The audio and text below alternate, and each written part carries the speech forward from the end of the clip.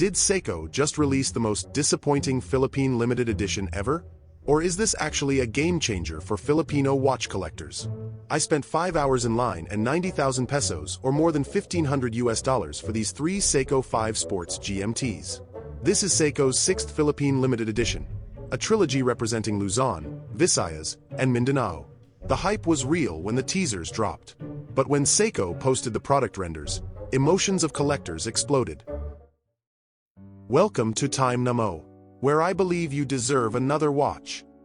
Let me give you some context first. Seiko's first 5 Philippine limited editions set the bar decently high.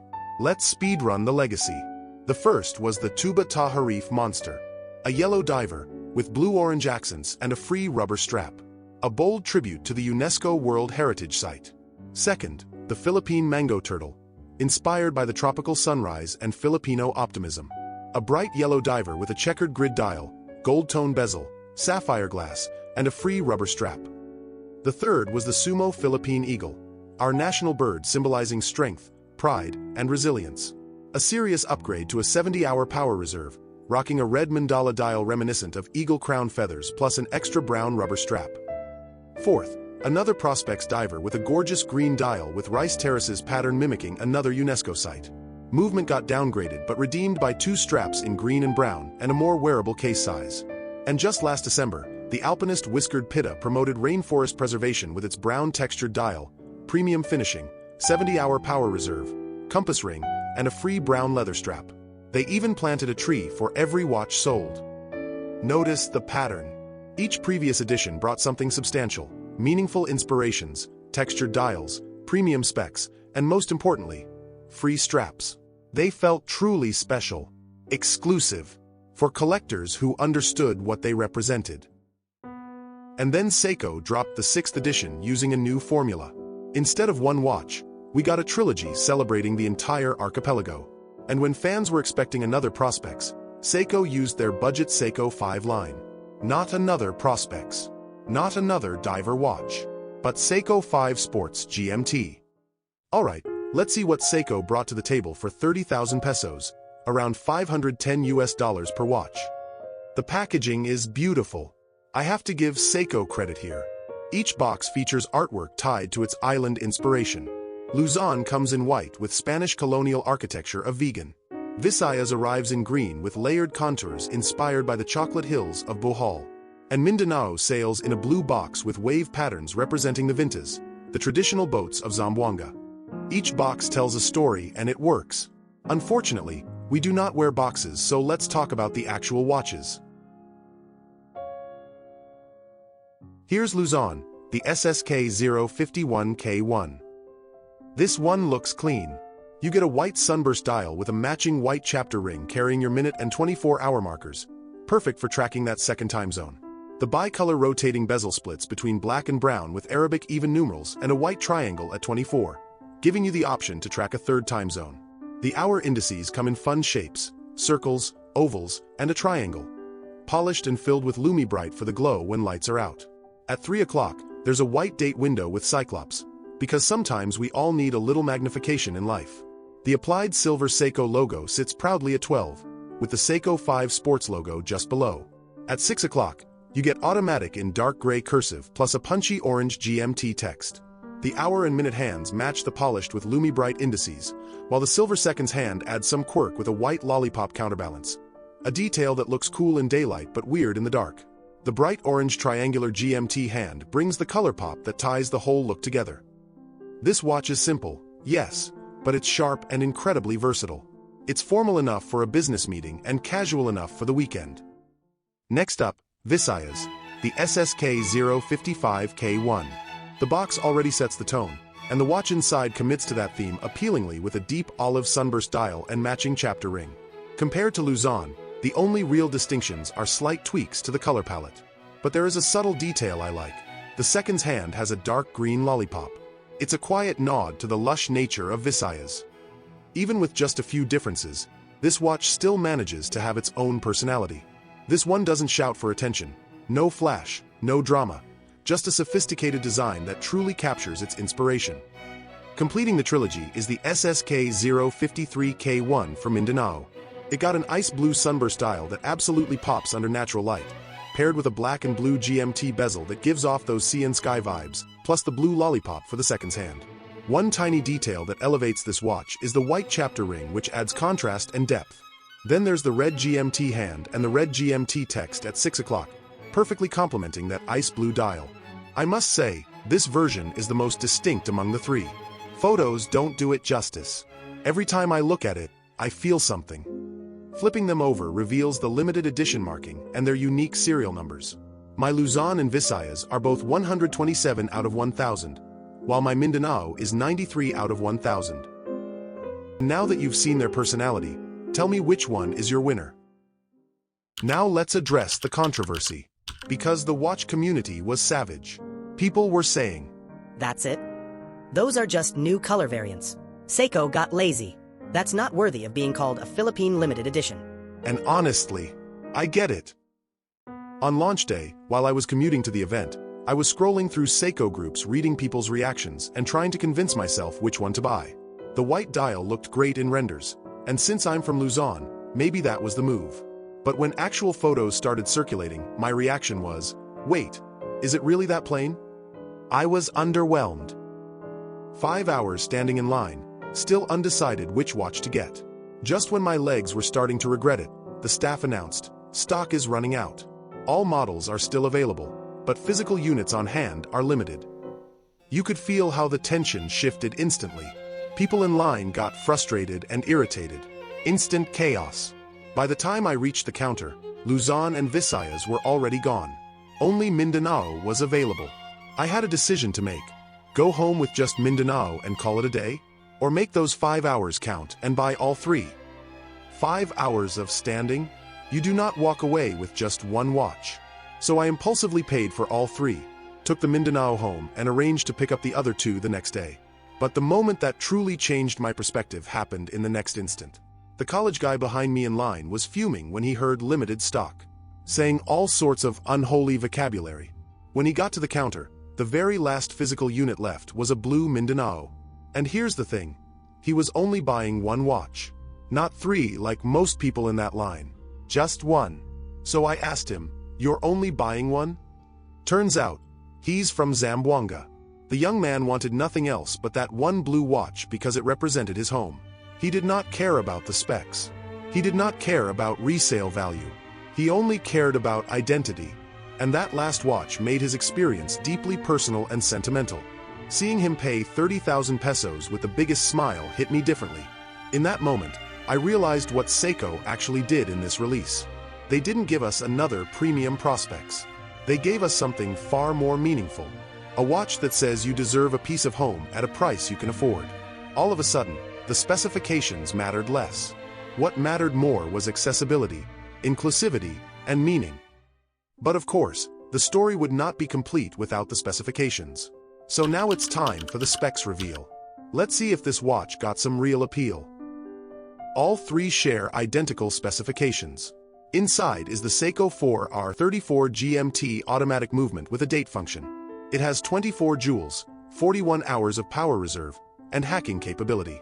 This means when you pull the crown, the seconds hand stops for easier and precise time setting. This also has manual winding. You can just rotate the crown clockwise to juice up the movement. In my experience over the last month, it's running about 15 seconds slow per day. This one has an office GMT complication. That means you can adjust the GMT hand independently without stopping the watch. That's perfect for travelers. Perfect for tracking a loved one abroad. I don't need a GMT in my lifestyle yet, but it's cool to finally have one. Or in this case, three. Now, Seiko specs these with Hardlex crystal, their proprietary mineral glass. Let's verify with the diamond tester. As expected, no response. This is mineral glass, not sapphire. Unfortunate for 30,000 pesos. Mineral glass scratches easier than sapphire, and quite honestly, it's not premium by modern standards. For the case size, Seiko claims 42.5 millimeters. My caliper tells a slightly different story. I'm measuring top to bottom, 40 millimeters. Left to right, 41 millimeters. And diagonally including the push-pull crown at 4 o'clock, 44.5 millimeters. It wears a bit smaller than the spec sheet suggests. But here is the most important number for most people, the lug-to-lug distance. Seiko says 46.5 millimeters, but I'm measuring 46 millimeters. On my small 6.25-inch wrist, about 15.9 centimeters, this watch sits beautifully with no overhang. It hugs the wrist. Even if you have a larger wrist, the case geometry just works. For the thickness, it's 14.5 millimeters including the Cyclops, and 13.5 millimeters without it. This watch has presence. Not slim, but also not huge. This is about the average thickness for a GMT watch. Water resistance is 10 bar or 100 meters. In practical terms, it's enough to handle real life. Washing hands, getting caught in the rain, even swimming in a pool. You're not taking this on a serious dive, but you also don't need to baby it. Now let's talk construction. The entire watch is stainless steel. The top of the case has a brushed finish for that sophisticated matte look, while the sides are polished, catching the light and adding a bit of dressy shine. The Jubilee-style bracelet mirrors this design philosophy. Outer links are brushed with polished center links. It creates this visual flow that makes the watch look more premium. And yes, it has solid end links, meaning it is solid metal pieces instead of flimsy hollow tubes. This means no rattling. It feels tight.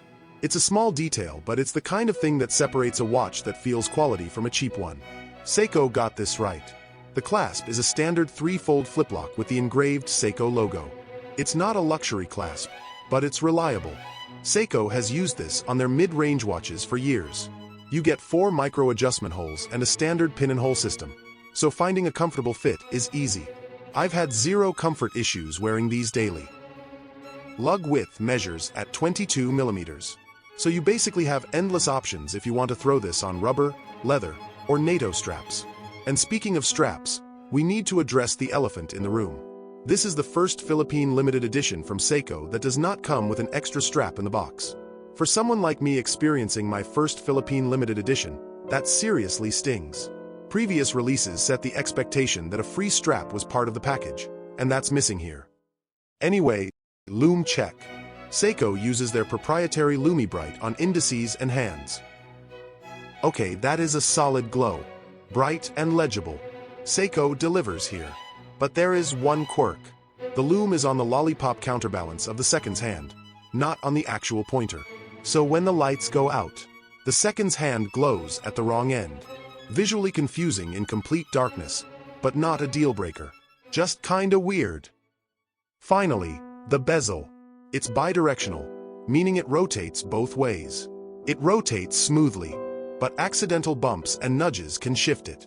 This is a common complaint with the Seiko 5 Sports GMT models, and this limited edition is no exception.